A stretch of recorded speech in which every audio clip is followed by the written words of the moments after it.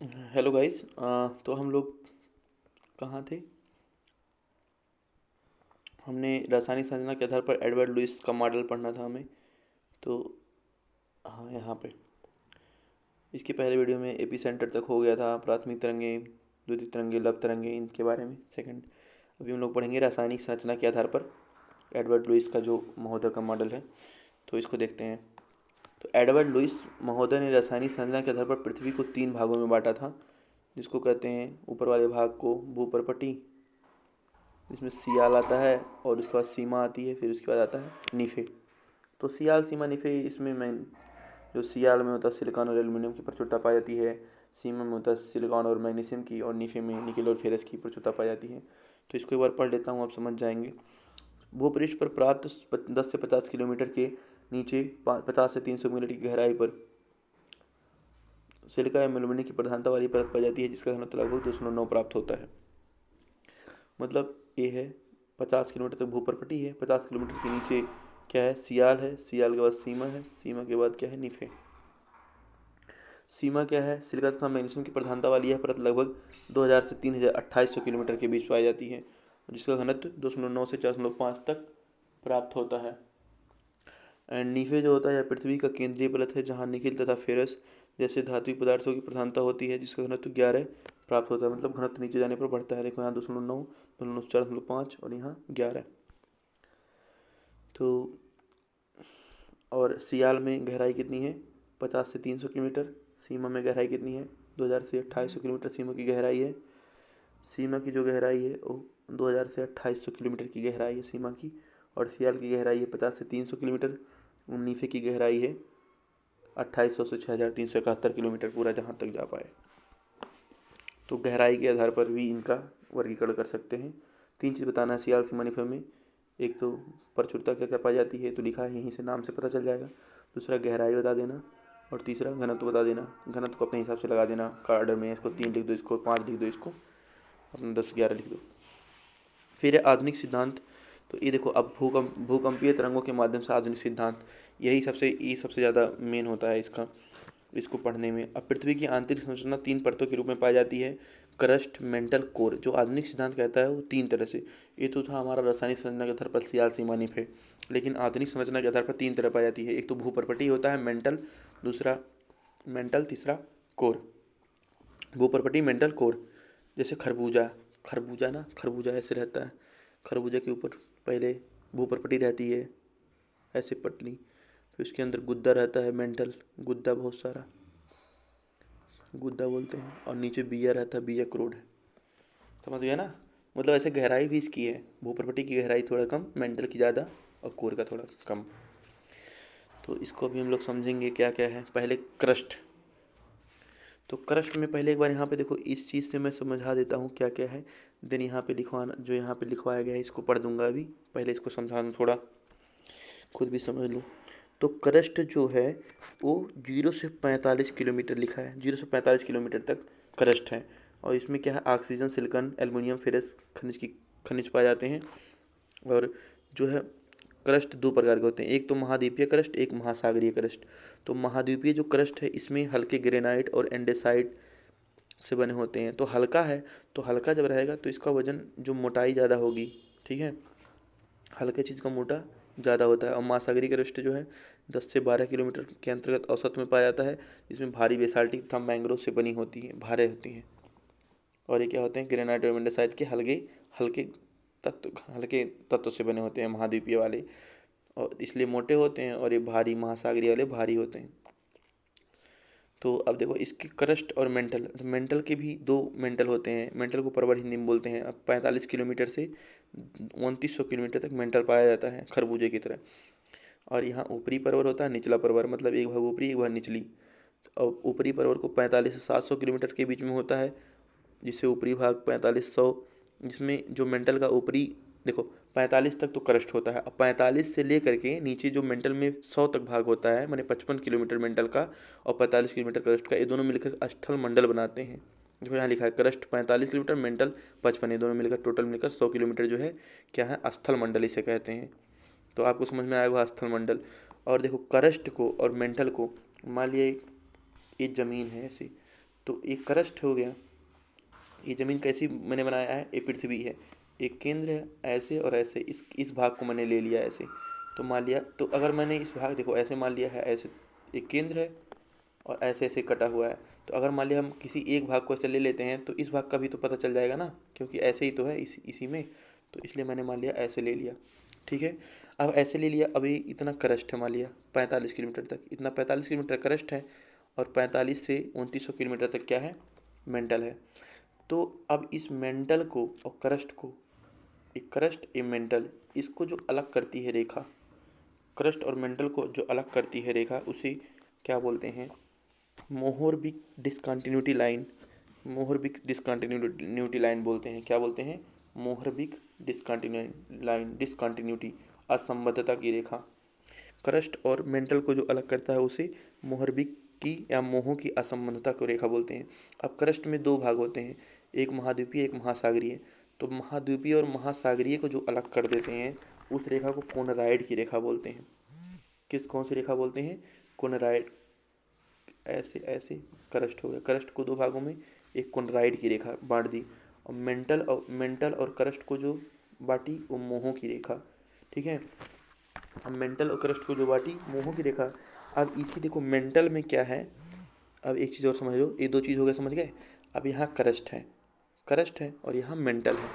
तो क्रस्ट का 45 किलोमीटर इतना, 45 किलोमीटर इतना, और 55 किलोमीटर यहाँ है। तो ये क्या है, स्थल मंडल हो गया। क्या हो गया, स्थल मंडल हो गया। कौन सा मंडल, स्थल मंडल। और स्थल मंडल के नीचे, स्थल मंडल कहाँ तक हो गया, 100 किलोमीटर तक। और 100 से 400 किलोमीटर के बीच में, 100 से 400 किलोमीटर के बीच में, सॉरी 100 से 700 किलोमीटर के बीच में क्या होता है, दुर्बलता मंडल होता है। तो स्थल मंडल को दुर्बलता मंडल से जो अलग करता है रेखा, उसे बोलते हैं सैंग्विन की असंबद्धता रेखा। जो सैंग्विन की असंबद्धता रेखा होती है, किसके किसके बीच में होती है, स्थल मंडल और दुर्बलता मंडल। स्थल मंडल ऊपर रहेगा और दुर्बलता मंडल नीचे रहेगा। तो अभी आगे और समझ में आ गया एक बार और, लेकिन मैं अभी इसके लिए बता दे रहा हूँ। तो ये तीन रेखा आपको समझ में आई होंगी। पहला, क्रस्ट जो दो भागों में है, महाद्वीपीय और महासागरीय, जिसमें कॉन्राइड की रेखा है। क्रस्ट और मेंटल के बीच में जो रेखा है मोहों की रेखा है। और जो स्थल मंडल है, स्थल मंडल देखो, मेंटल के नीचे थोड़ा स्थल मंडल और दुर्बलता मंडल। यहाँ स्थल मंडल लिथोस्फीयर पूरा यहाँ से यहाँ तक लिथोस्फीयर, और इधर दुर्बलता मंडल। इन दोनों के बीच की रेखा क्या है, सैंग्विन की असंबद्धता रेखा। असंबद्धता माने होता है, असंबद्धता रेखा माने डिसकंटिन्यूटी लाइन माने होता है कि जैसे यहाँ से ऐसे जाएंगे नीचे ना, तो ऐसे हो जाएगा, ऐसे हो जाएगा। जैसे सघन रहेगा तो ऐसे हो जाएगा, विरल रहेगा तो इधर भाग जाएगा, विलंब से दूर भाग जाएगा। उसी को असंबद्धता रेखा कहते हैं। असंबद्धता माने जहाँ गति और दिशा दोनों चेंज हो जाती हैं, गति और दिशा दोनों चेंज हो जाती हैं। जैसे मैं धीरे धीरे चल रहा हूँ, इतना दूर तक धीरे चला, अचानक से खूब तेज चलने लगा, तो ऐसे ही।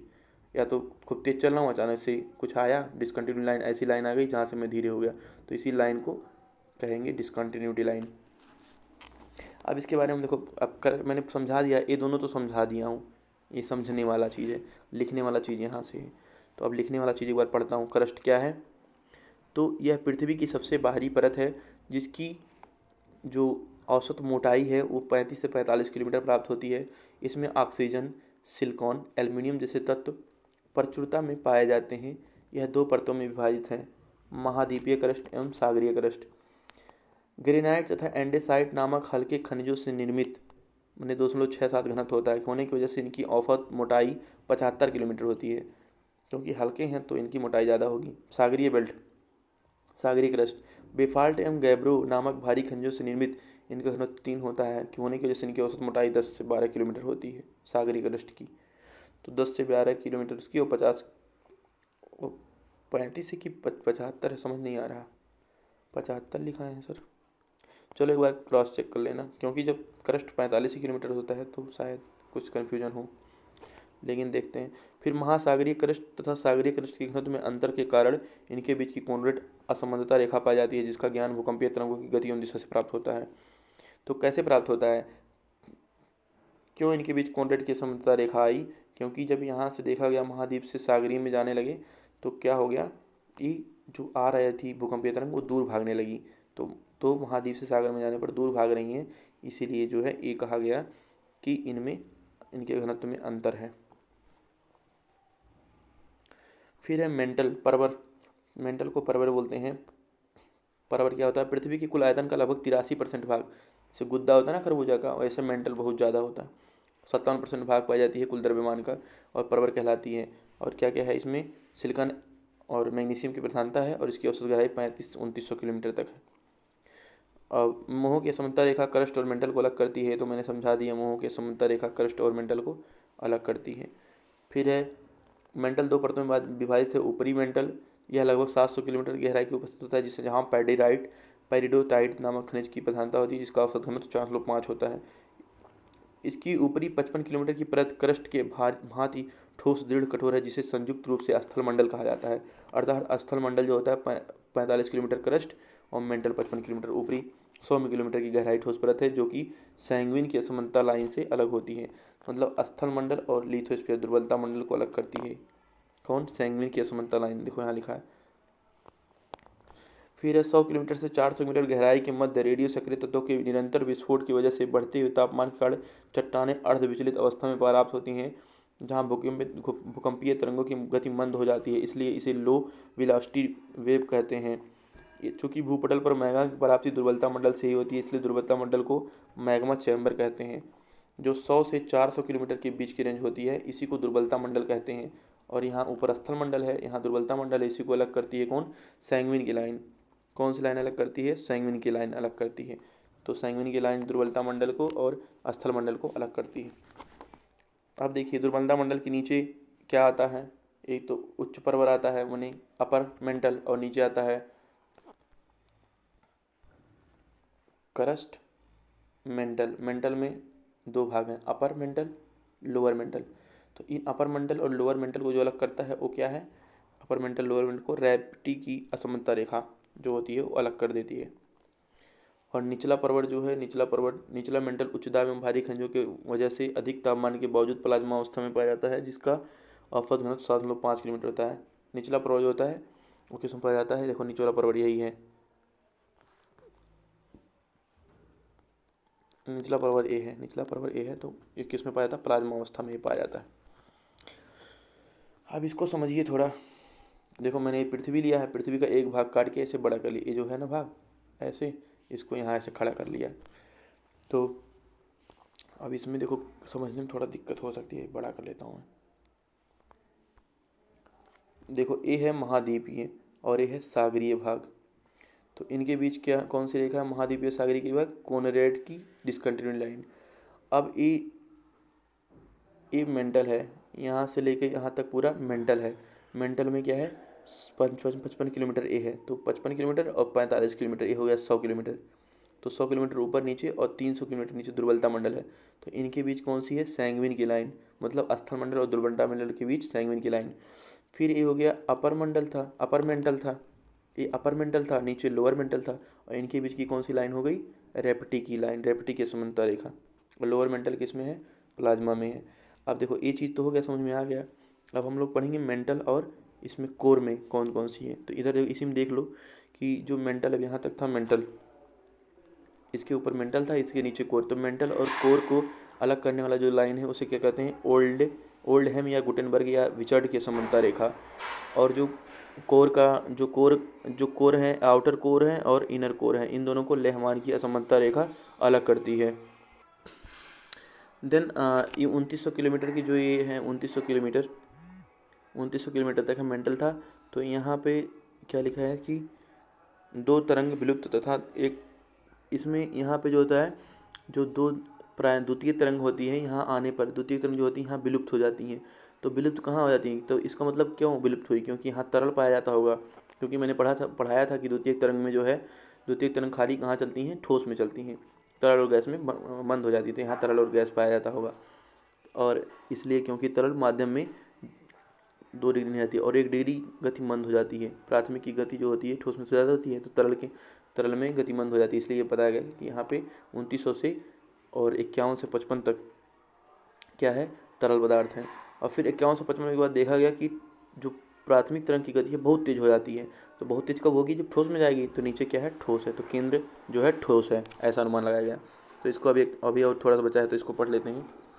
2900 किलोमीटर की गहराई तक प्रवेश करते ही यस तरंगें अचानक विलुप्त हो जाती हैं, जबकि पी तरंगों की गति में मंदन आ जाता है, जिसके आधार पर यहाँ ओल्डेम गुटेनबर्ग और विचर्ट की असमानता रेखा पाई जाती है, ए वाली रेखा पाई जाती है। इसके सहारे कोर दो भागों में विभाजित है, बाह्य कोर और इनर कोर। यह बाह्य कोर जो है 2900 किलोमीटर से 5155 किलोमीटर की गहराई के मध्य, जहाँ पृथ्वी की दूसरी रेडियो सक्रिय तत्वों की प्रचुरता युक्त तरल पदार्थ पाए जाती हैं। इन भारी तत्वों के विखंडन से मुक्त होने वाली उष्मा ऊर्जा के प्रभाव से खनिज पिघलकर तरल अवस्था में पाए जाते हैं। इसका घनत्व 11 से 12 ग्राम पर सेंटीमीटर क्यूब होता है, जहाँ 90% निकिल तथा फेरस जैसे भारी धात्विक खनिज होते हैं यहाँ पे, और यहाँ 99% होंगे। इनर कोर में क्या होता है? इनर कोर में 5155 किलोमीटर की गहराई में लेहमैन की असंबद्धता रेखा पाई जाती है, जिसके सहारे पी तरंग की गति एवं संकेतित झुकाव सर्वाधिक हो जाती है। इससे ज्ञात होता है कि माध्यम ठोस एवं भारी धात्विक खनिजों से बना है।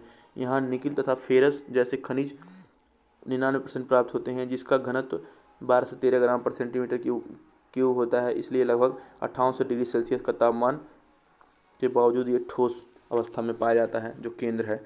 तो यह व्याख्या हम लिखित डायग्राम के माध्यम से प्रस्तुत कर सकते हैं।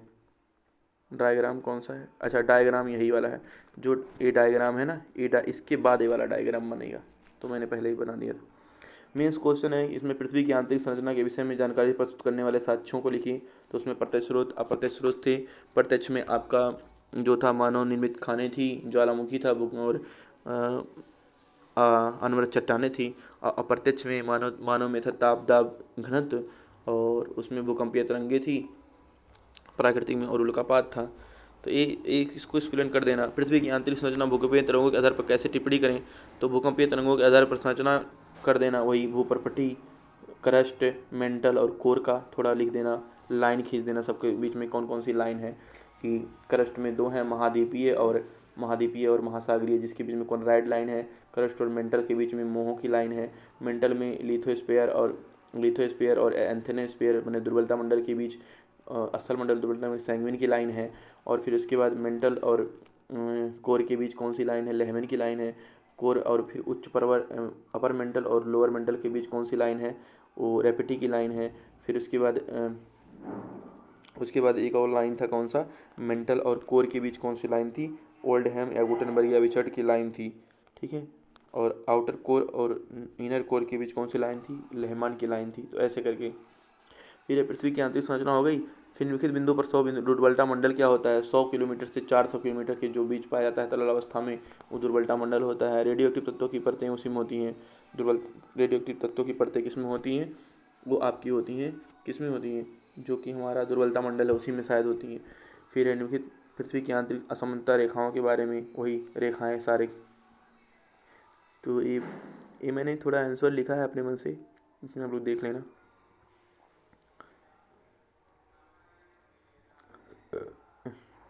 ऐसे डायग्राम भी बना देंगे तो थोड़ा नंबर बढ़ जाता है। अब देखो, मैंने यहाँ सारी रेखाएं एक साथ लिख दी हैं। महाद्वीपीय एवं सागरीय क्रस्ट के बीच कॉनराइड की समता रेखा, स्थल मंडल दुर्बलता मंडल के बीच सैंग्विन की रेखा, क्रस्ट एवं मेंटल के बीच माहो की, ऊपरी एवं निचले मेंटल के बीच रेप्टी की, मेंटल और कोर के बीच गुटेनबर्ग विचर्ट ओल्डहैम की, और अपर और इनर कोर के बीच लेहमैन की रेखा। तो ये हो गया। अब हम ये जो है महाद्वीपीय एवं सागरीय द्रोणियाँ हम लोग नेक्स्ट में पढ़ेंगे। अब हम लोगों का क्या क्या कंप्लीट हो गया? स्टार्टिंग में देखो ये कंप्लीट हो गया, कौन कौन सा हम लोग भू आकृति विज्ञान में पढ़ रहे थे। तो भू आकृति विज्ञान में हम लोग पढ़ रहे थे भौगोलिक समय सारणी हो गया, पृथ्वी की आंतरिक संरचना हो गई, और महाद्वीपीय एवं सागरीय द्रोणी उत्पत्ति संबंधी सिद्धांत अब हम लोग नेक्स्ट क्लास में पढ़ेंगे। Thank you.